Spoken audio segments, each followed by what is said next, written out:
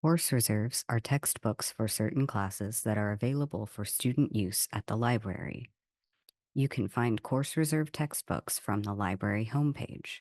Search Waters Library to find the page, or use the link in the description. In the center of the homepage, you'll see the search box. Change from the One Search tab to the Reserves tab to search the collection of course reserve textbooks.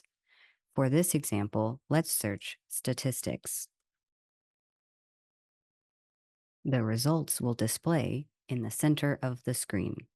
On the left side of the screen, you will see a list of filters to narrow down your results. If you know the name of your course or your instructor, you can use these filters to find your exact textbook. Let's click on the Math 1342 course and then apply filters at the bottom. Click on the title to open the record.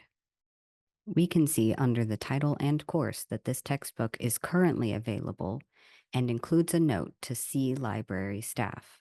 To check out the Course Reserves textbook, bring your Lion card to the library and ask for the book at the information desk.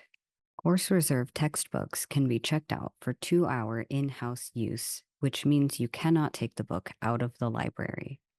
For more information about course reserves, contact the library at the link in the description.